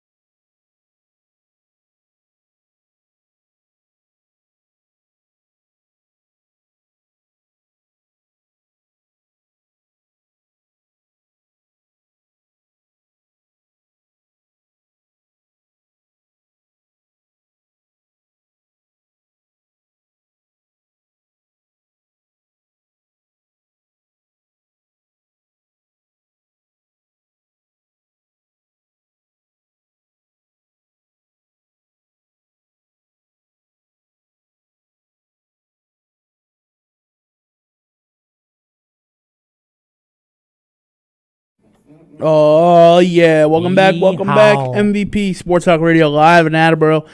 We got Rob and Drew on the lines. We're going to come back in with them right now, and I want to get Drew and then Rob's final thoughts on what the Bruins need to do to try to right this ship and be competitive in the playoffs. So Drew will take it from the you. NHL. Not even competitive in the NHL. If we can even make the freaking playoffs with the way it's going right now. But go ahead. Playoffs. You want to talk about playoffs? Look, I think I talked about it before, guys. I mean, I'm pretty solid on what needs to happen. They got to get younger at the defense. They've got to get some guys in there that can push some people around on defense. They've got to increase their speed overall, and they've got to just get some top scoring help. I mean, they can't. I think Rob said it. And you guys agreed they can't keep getting these guys that are third and fourth line shooters. They've got to get some people that can get up there on that Krejci line and help out. And once that happens, they'll be good. But they've got to find somebody that can do it consistently, whether it's bringing somebody up from the minors or trading for someone. Using some of the draft picks to trade or whatever. They just got to find it. But I don't want to see Tuukka Rask on this team. I don't want to see Chara on this team next year. It just doesn't make sense to me to have either one of them here. Hopefully that's not the case, but I'll hold my breath until that happens. I mean, I feel that you had your first 40-goal scorer in 30 years, almost your first 50-goal scorer in 40 or 50 years, and you won the President's Trophy and saw a second-round exit. My prediction for this year is first-round exit, if they're lucky, second-round exit. I think they try to inject the young kids from Providence. I think it's going to be a interesting experiment to watch, but I view a limping into the playoffs in the 5th, 6th spot and seeing a first, second-round exit. I think this is just going to be a here, go play some hockey year, and we'll revisit this again next off-season. I will say this. I'm less interested in watching the Bruins and more interested in seeing if Marlowe can pass Howell for the most games played in the NHL. That absolutely has a possibility of happening with the one-year contract San Jose gave him. And then I'm also, on another side note, kind of a little scared of the Canadians again with all their off-season signings. So it's going to be an interesting year. Then again, they are coached by Claude, so don't forget that. Well, I mean, coached by Claude, but you see what the 12th seed did to Pittsburgh? Yeah, I mean, so I think the pandemic and playing in the bubble had a lot to do with how the playoffs kind of ended up. Seeing a lot of upsets and stuff. Teams aren't really themselves. I mean, we saw it with the Bruins. The Bruins in the playoffs and in the bubble was an entirely different team than we saw the rest of the year pre-pandemic. I think that had a huge, huge influence on how teams got together, game plan, performed. I think it did have quite a big influence on a number of teams. Now, with this season, like first round, second round exit, man, like I'm saying, if the Bruins don't make some sort of I'm not saying like a significant move, but like something that helps to get them better, I don't even see them making the playoffs. I really don't. With so many teams around you getting better and more talented and more motivated, honestly, man, as good as Bruce Cassidy has been for us, I don't even know if we can make the playoffs. I'll go out and say that. Who's going to replace you? Who's going to replace you? It's going to be the same thing as last year. It's going to be Tampa, Boston, and Toronto. 1, 2, 3. Who's coming up? Is it Montreal, who you just dogged on? Is it Florida, who didn't do anything? If anything, they've got a fire sale down there. So what? You got 3? Florida, man. Florida could beat you. Florida could easily string together and get ahead of you.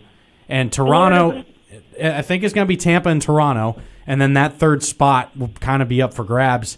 I mean, if you're staying pat, you're losing Pasta and Marchand both for the first month or two of the season. If you don't string together some wins in the beginning of the season and keep pace, you could fall behind real fast.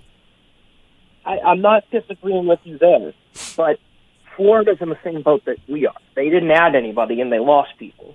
I don't really see, again, Montreal, like you said, coached by Claude. They really didn't add any, natural talent, but they definitely did make their team more solid. Carey Price is a year older. But, I just don't see another team unseating that top three. I feel like that top three is still going to be Tampa, Boston, and Toronto. And then for another year. I think a majority of your wild card teams are going to come from the Metro, too. Absolutely. Especially what you got Washington, Philly, Pittsburgh. Carolina's always there, even though Columbus has gotten better. And the Islanders, what the Islanders did, man. Don't sleep on the Islanders either. And then you have the Devils and Rangers. Rangers are definitely going through a rebuild right now, but yeah, I don't know. I see us more of like a 6, 7, 8 seed, something like that along the lines. Maybe third in the Atlantic, and I see us easily with a first round exit, no doubt in my mind. If you see Toronto or Tampa in that first round, that's all she wrote. I don't think you match up well with either of them. And then last spot, Colorado Avalanche, Stanley Cup champion, 2021. Oh, that's your call? That's my call. McKinnon might be my favorite young player right now too. He's an absolute monster. They had such a good team last year, and I think the only reason that Dallas beat them is just Dallas just nitty-gritty wanted it just a little bit more. Mm-hmm. Because that was a hell of a series. Yeah, that Dallas-Colorado series was a hell of a series. Yeah, I like Colorado a lot. I always thought they're a good team. They just get some tough breaks, man. I don't know. Yeah. I think they need a little coaching help. That's one of the best top lines in hockey, too. Yeah. Easily. Top lines, but their depth, that add of Nazem Kadri seems to be doing great over there. They've got the depth to go the distance. Like I said, the only question mark, like Nick said, was their coaching, and then I feel like their goalie. I feel like they could do a little bit better in goaltending, but... Yeah, I feel like that's why they kind of got beat up with Dallas, too, was the goaltending played a huge part. They looked rough a couple games. But, overall, it's a fantastic team, and I think, contract-wise, they're in good shape, too, to be a contender for the next couple of years. They signed their young guys long-term already. Like, they're already set to go. You got Rottinen, right, that plays alongside. Tatar. Yep, and then Tatar there, and then McKinnon signed long-term, too. They're pretty set for a long time. Yeah, you got to throw it out of them for a few years. That Western Conference isn't a joke. No, and their division isn't either. And they're in a tough division, and the conference is tough. Right now, the East is pretty weak overall. Yeah, they're tough in the West. St. Louis losing Pietrangelo, I think, is huge. Grant, you signed Torrey, I get that. You get Krug, you keep a lot. You still have O'Reilly there. You still have Jesus, I'm losing words. The Russian, Tarasenko. Yeah. You have Tarasenko there, but having Pietrangelo, your captain, losing your captain's a big deal. It's a big leadership deal. Granted, you got a couple guys that have won a cup still there, which is good for leadership and good for hype. But I don't know, man. It just seems like what is designed in sports is happening to them, whereas you win and you're not supposed to win for another few years. I really feel the vibe like that with St. Louis. I felt it with the Bruins. Personally, the Bruins just kind of had fate. They didn't have the best team in hockey by any means. But, I just feel like the Blues are going to kind of fall off. Not terribly, but I don't think they'll be a big threat. I feel like it's going to be Colorado's chance to take it, Montreal's chance to take it. Those are the real competitive teams I think you're going to see have a shot. There's just too many teams that want to be there that can't be there, and there's too many teams that were there and won't be there anymore. And Rob's saying too, Tampa's got some trouble coming up to where how are they going to finagle and get back and remain competitive. There's a lot in the NHL, and I think that's one of the glorious things about the NHL too. Is you don't get the dynasty rhythm. you got your shot. You got your few-year window to get it done. And, some teams like Tampa and Chicago can capitalize. I mean, and other teams can't. you saw Chicago sacrifice a lot for their run that they had, and now look at it. Yeah, and they just stalled. The past 5 years, they've just been you burn your, absolutely. You essentially blow your motor to get there, and when you're there, you spend time rebuilding the motor. It's kind of how metaphor for it. Another thing I've heard: Jonathan Taves ain't happy in Chicago either. Yeah, it's hard to ride that wave. It's hard to be at the top and then to sit at the bottom, and not a lot of people are humble enough to do that. And again, it's not always about the money. So I mean maybe that's the guy that Boston goes after. Yeah. Hey guys, I know we're coming up on a break. I actually have to split, so I'm going to let you guys fly. Aww. It's been fun talking Drew. with you. I hope we have a solid weekend of sports. Down with those damn Astros. I can't wait to see them get bounced. And let's go 11-run first-inning Dodgers, because I want to see them get beat. See Altuve getting the yips, guys? Right on the same page. Poor Altuve. I'll see you guys soon. Have a great night. Enjoy the rest of the show. Take care, Drew. Drew, we love you. We'll talk soon, Stay buddy. safe, and we'll talk soon. I'm out of here, too. Thanks for having me, guys. Double caller whammy. Oh, yeah. Pleasure to both of you, gentlemen. See you later, Rob. Thanks for tuning in, buddy. Thanks. So you heard it here. We got 2 phone lines open. So call in. Do what you do. Yeah, buddy. So, real quick. So, did you see how Altuve is getting the yips? He has 4 errors in the ALCS, and ESPN is all over him. Just it's so unfortunate to see a player ESPN, of his caliber go through this and this, that, and the other. He's a cheater. Yep. Why are you babying him? No. Boo freaking who? He's having the yips. Over what pressure? What pressure? They have so much pressure to prove to people that they can win a World Series without cheating. Please save it for another day, okay? ESPN. This is why I don't watch them either. I don't watch ESPN, but man. I was listening on the radio this morning on 103.7, and they brought it up, and I was like, oh God, I got to read this story. And it just shows him sitting at second base, all deflated, and they're like, oh, second base is such a hard position to play because they have the most amount of time to think about how they're going to throw it. Are you kidding me? ESPN's a joke. And Altuve's a joke. And that Astros team is also a joke. I hope they get swept. That's why I want to start my own sportscast Shame network. on them. I want to be the fine line between Barstools and ESPN. It serves them right. Nitty gritty. Say what you want. They but were no the sports. 6th seed. All right, we have 8 playoffs teams per league. I get that. They were running a hot streak up to now. I'll tell you what. Them Rays have $12.5 million invested in their starting lineup, and they're about to win the whole damn thing. Good for them. Good for them. I don't care if they're a divisional rival. Whatever. Seeing the Rays succeed like that is what's I have good no for baseball. problem with a team deserving to winning. That's right? what's if good you got for that baseball. low payroll, you deserve to win. But these little baseball riders who are taking the baby route and coddling Altuve, screw off. All right? No, do not give the Astros any sympathy at all. Unless they can prove to you that they can win it without cheating like that. Good riddance. Boo freaking who. Yeah, and with that, we're taking a break. Stick around.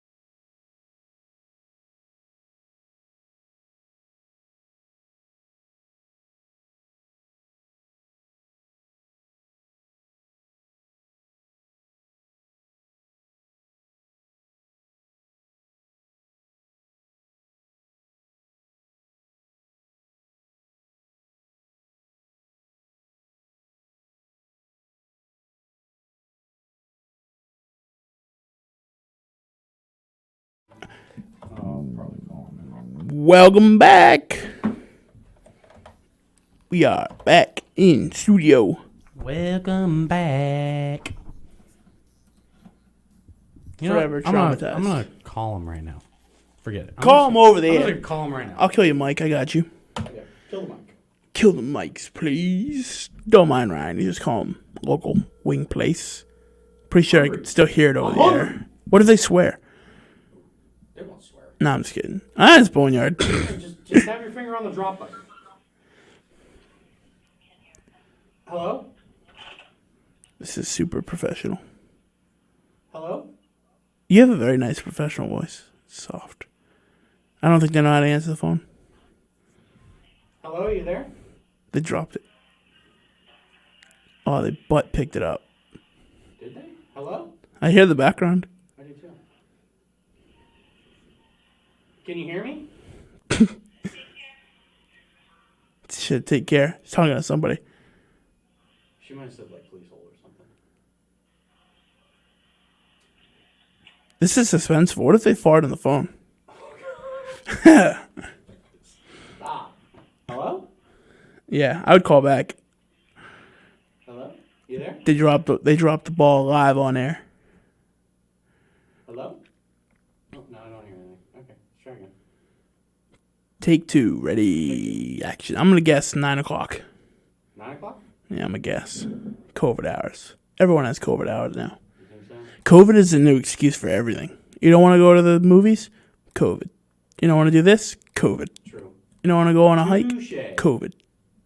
That's your out for everything. You got a gym trainer? You tell them about COVID. Hi, what time are you guys open till? I told you 9 o'clock. Right, darn. Okay, thank you. Hard to watch, but I knew it was coming. Dang. You hate to hear it. You hate to hear it is right. You hate to see it. You Bringing hate to see back it. the mic. All right, let me hit up my boy because he said he was coming with me. Oh, that's Stay heartbreak. You found someone to go close to? At, yep, 9. That's hard to hear. How about Buffalo Wild Wings? Oh, no, It's the only other place I know of that's open. No. We'll do North Smithfield because I think he lives in Cumberland, so that Yeah, actually that's might pretty work. close. Let me. Okay, Buffalo Wild Wings. I'll do it at the break. I'll do it at the break. Well, at the end of the show, Yeah. I'll do it at the end of the show. I want to check. What time is that spot open to? What pub? Parker's Pub's 10. Okay. Where are they at? Where are they located? Rentham. Oh yeah, that's a little bit of a drive too. Yeah, it's about a 20-minute drive from the studio right here. All right. I really want to go there Sunday and have a game day there. I don't know, man. I'm down. 50-cent wings. I'm They're not down. like big wings like Boneyard. That's the only downside. Okay. So that's one thing I give to Boneyard, man. They got the biggest chicken wings. They got some big wings. I like big Are you a wings like drum that. guy or a flats guy? I'm a drum guy. You're a drum guy? I mean, honestly, I like them both. 'Cause I know I just like chicken wings. you Jess know? absolutely despises you for that, right? Yeah, it's fine. I'll eat all our drums all day. Yeah, It's because all I'll order all flats. Yeah, I'll eat our drums all day. So, but I'm down for that. And the thing I like about there, too, is not a lot of places do when they do, like, 50-cent wings. It's like, you can do 5 and 5 for sauces. You pick the number you want, increments of 5, different sauces. Okay.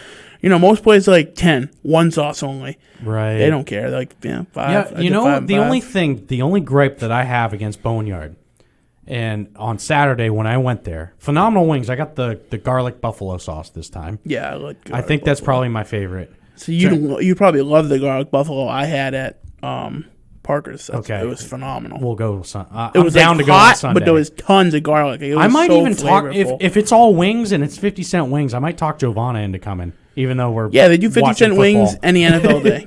Okay, Any day all the NFL games are on. So I think like Thursday night Nice. football. I'm Monday down night for football. Sunday. I am down. Yeah, so because I'm gonna need some hangover food. yeah, and 50-cent grease. wings. So the only gripe I Every have, kind of fries. they give you blue cheese with all your wings at Boneyard. They charge you extra if you want ranch instead. They're supposed to charge you for both. I'm really upset about They're supposed that. to charge you for both. Because the lady was On a like, wing night, if at you least. want ranch, I'm going to have to charge you extra for it. Even We on a charge regular extra. I'm night, like, I it mean, used I to don't just mind be- paying extra. I'm just like, why? They used to just charge you on a wing night. Yeah, That's weird. That is weird. it is strange. Like, I know when you go on a wing night and you want like a blue cheese or a ranch, it's $1 Right. I don't mind. because you're paying for the 50-cent wings. Right.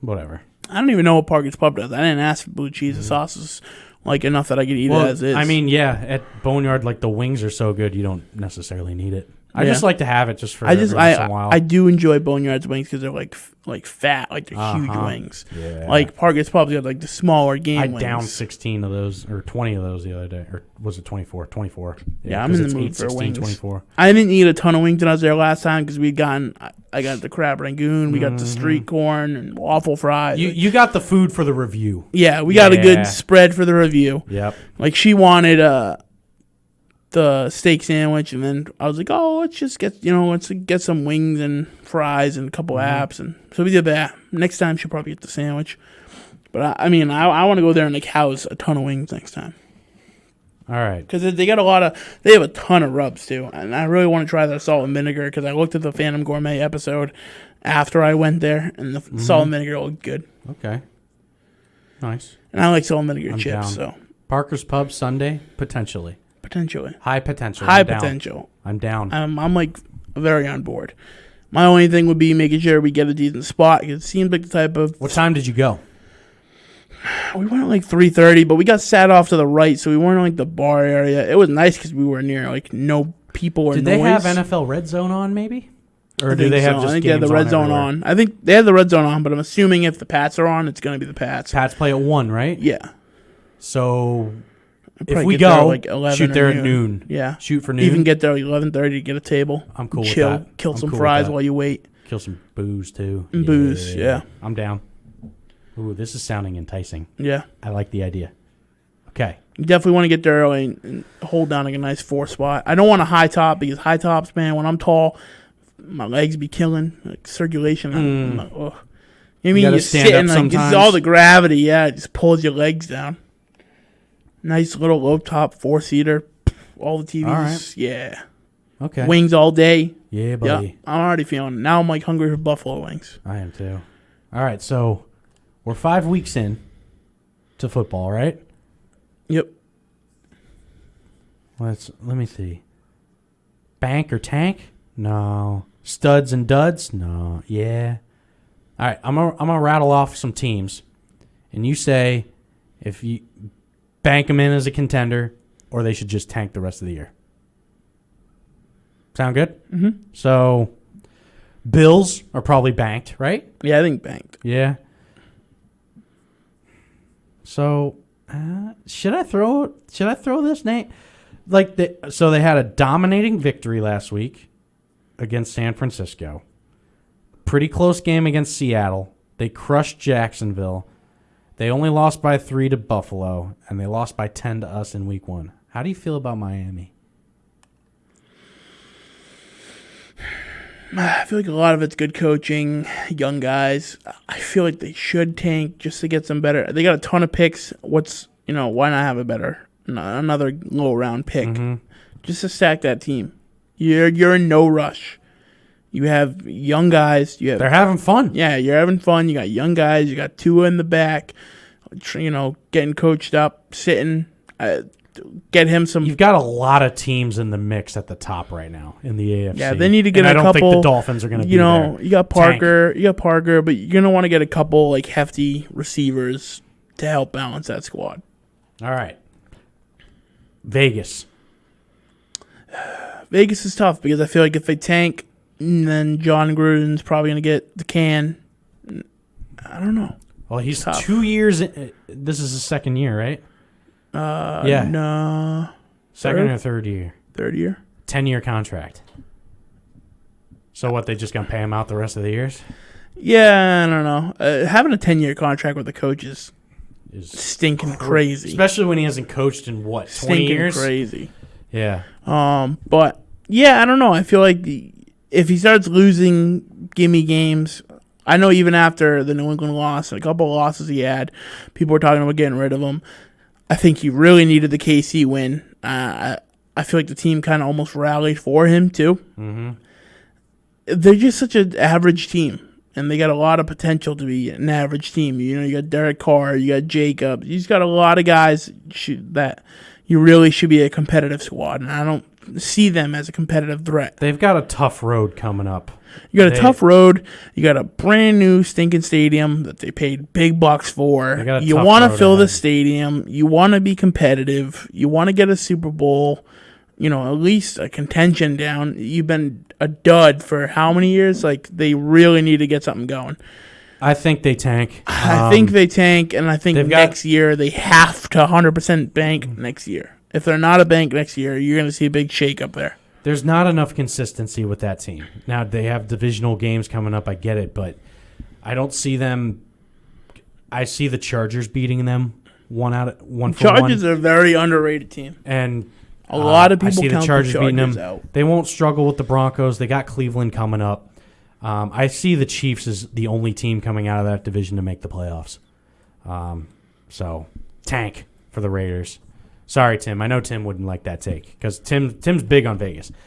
But I don't see them. I like Vegas. I don't dislike them. I like Derek Carr. I like Gruden's style. I like his style too. I just think there's too much inconsistency with that team and too many question marks on defense still. So I will say tank. Whew. Okay. Pittsburgh? I think bank, man. I really thought it was going to be just an average year for them. They look great. We're going to see how they look against Baltimore. Even if they lose against Baltimore, if it's a close game or if they're competitive. They've beaten the Giants, the Broncos, the Texans, and the Eagles. Yeah, I mean, not like a hefty bash. I think the Texans is a pretty good win. I think they've looked solid. They've looked pretty competitive. So, Baltimore may be the biggest challenge. Another great game to watch on Sunday, besides the Patriots, actually, would be the Cleveland Browns and the Pittsburgh Steelers. Yeah. So the next 3 weeks, the Steelers have Cleveland, Tennessee, and Baltimore. Those 3 games will tell you. I don't know where to put them yet. I really don't. Yeah, they need to come out 2-1 out of those 3. Based on what I've seen with their defense, bank on them making the playoffs. The problem is putting a lot behind Big Ben. He's a real risk factor. They're not scoring a lot of points either. They're really not. Yeah, Big Ben's a real risk factor. I think they're strong defensively. I mean, they got a good defense, and they face a lot of offenses. They did face New York when they had Saquon. It's going to be a tale to tell. I think they need to come out of the next 3. They got to come out 2-1. If they come out 1-2 or 0-3, then they're in trouble. I think they come out 2-1. And really, that's going to set the tail. You got 3 good squads coming up. Arguably 3 top 5 teams in the league right now. Cleveland's a tough one. Didn't see it coming. I don't ever count them out. They got a good team. I think you see Odell coming around, and I think they're a bank. Odell, we were talking a couple weeks ago, like about he's checked out. He's checked out, and now here he is. Bring him to New England, but he's coming in on his own. He's coming into his own now, and he's buying in, I think. And Jarvis Landry looked great too, and they have the NFL's best rushing offense right now. Kareem Hunt has really blossomed with Nick Chubb out. I'm going to bank on him. I'm banking on Cleveland, and I'm tanking on Baltimore. Tanking on Baltimore? I'm tanking on Baltimore. You know why I'm tanking on Baltimore? Because they have a tough road. They have a tough road. I'm not saying they can't make the playoffs, because we're doing 8 teams, right? 8 teams make the playoffs. I'll say they'll make the playoffs, but they finished 3rd in the division. Wow. I think Pittsburgh and Cleveland are ahead of them in the division at the end of the year. That's my bold take. That's my hot take. That's my hot take. Because Cleveland's got an easy road right now. Baltimore, okay, they got Philly on Sunday. Whatever. After that, Pittsburgh, Indy, New England, Tennessee, Pittsburgh again, and then Dallas. Depending on how Dallas is playing, will kind of dictate how that game goes.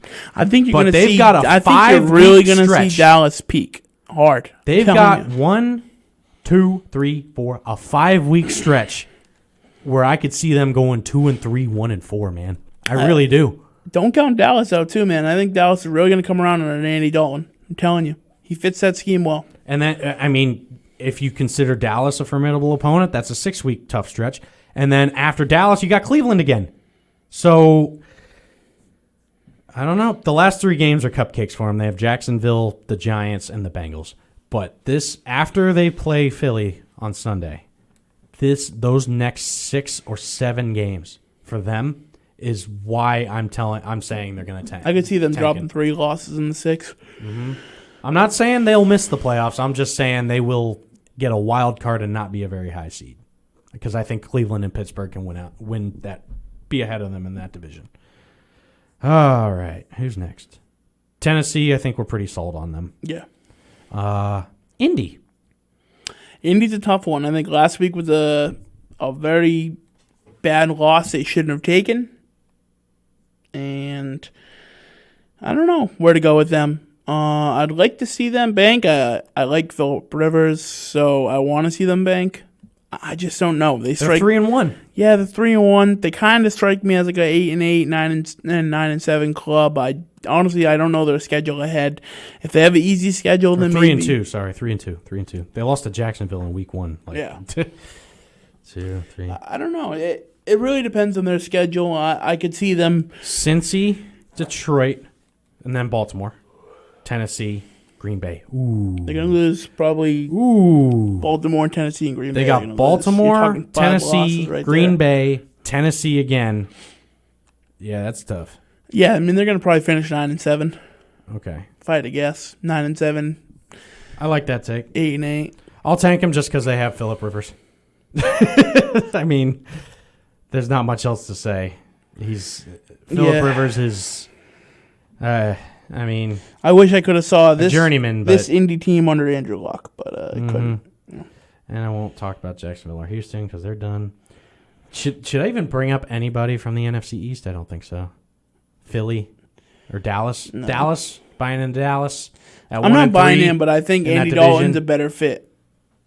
Oh, snap. I said that in the beginning of the year. Well, it's 9-3. Okay. Well, I can't really touch on the NFC, I guess, then. That's okay. Next All right. time. Next time. With that. Next time. How about San Francisco, man? Poor San Fran. Injuries and just, I don't know. And Maybe they're Garoppolo. cursed. The Kaepernick curse. Their 2 wins are against the Jets and the Giants, who are both winless. I wouldn't want to be a San Fran fan. That's all Nope. I know. On that note, Nick and Ryan, Drew on the phone. We had Rob calling on in. We appreciate y'all for tuning in. Stay safe. We'll catch y'all next week. Until then, MVP Sports Talk Radio, ladies and gentlemen. We'll see you next Wednesday. adios. Yeehaw!